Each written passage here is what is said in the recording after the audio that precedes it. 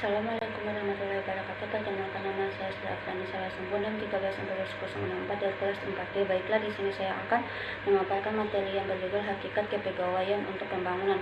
Langsung saja kita masuk ke dalam topik pembahasan. Topik utama dalam presentasi ini, administrasi kepegawaian, pembangunan, proses penerimaan tenaga kerja, pembinaan dan keamanan tenaga kerja, pemutusan hubungan kerja dan pensiun. Yang pertama adalah administrasi kepegawaian untuk pembangunan. Adanya kepegawaian untuk membangun menurut para ahli bertujuan untuk membina suatu sistem karir kepegawaian yang didasarkan atas prestasi dan kemampuan kerja. Adapun pelaksanaan kepegawaian administrasi pembangunan adalah peranan elit administrasi, antara lain seluruh birokrasi pemerintahan yang melaksanakan kegiatan usaha pemerintahan, khususnya untuk melaksanakan tugas-tugas kegiatan di bidang ekonomi.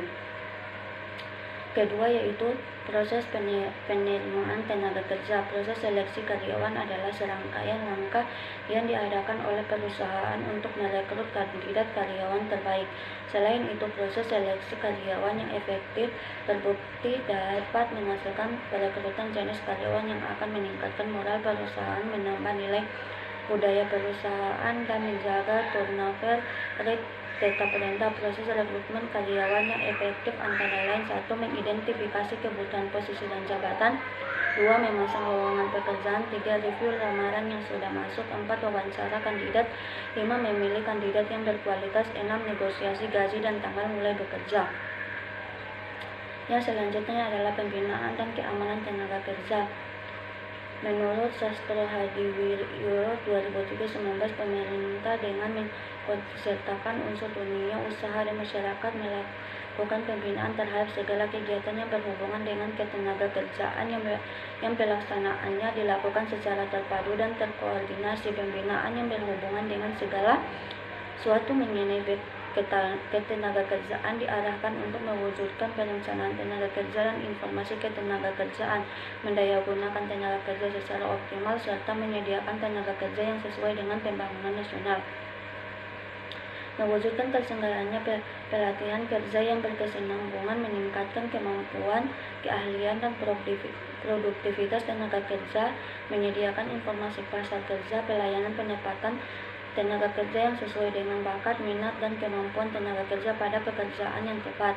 Penyelenggaraan sertifikasi keterampilan dan keahlian tenaga kerja sesuai dengan standar, mewujudkan tenaga kerja mandiri, menciptakan hubungan yang harmonis dan terpadu antara pelaku proses produksi barang dan jasa dalam mewujudkan hubungan industrial Pancasila, mewujudkan kondisi yang harmonis dan dinamis dalam hubungan kerja yang meliputi terjaminnya hak pengusaha dan pekerja, memberi perlindungan tenaga kerja yang meliputi keselamatan dan kesehatan kerja, norma kerja, pengumpulan, jaminan sosial tenaga kerja dan syarat kerja, pemutusan hubungan kerja dan pensiun. Pemutusan hubungan kerja adalah pengakhiran hubungan kerja karena suatu hal tertentu yang mengakibatkan berakhirnya hak dan kewajiban antara pekerja dan pengusaha.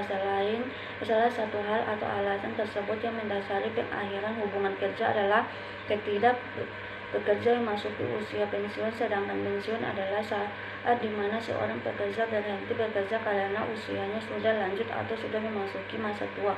Pada saat itu, aturan perundang-undangan mengatur dapat dilakukan pemutusan hubungan kerja atau PHK karena alasan pekerjaan memasuki usia pensiun. Dan yang terakhir yaitu jenis-jenis pensiun. 1. Pensiun normal adalah pensiun bagi karyawan swasta maupun BUMN yang memang sudah mencapai usia pensiun alias sudah tidak berada di usia produktif lagi. 2. Pensiun dipercepat. Pensiun dipercepat atau pensiun dini merupakan jenis pensiun di mana karyawan berhenti bekerja sebelum memasuki usia pensiun. Yang 3. Pensiun ditunda adalah pensiun bagi karyawan yang belum mencapai usia pensiun maupun usia pensiun dini, sehingga pembayaran dana pensiunnya akan ditunda. 4. Pensiun cacat adalah jenis pensiun yang tidak terkait dengan batas usia, melainkan berhubungan dengan kondisi fisik dan mental seseorang. Sekian dari saya, lebih dan kurangnya saya mohon maaf. Assalamualaikum warahmatullahi wabarakatuh.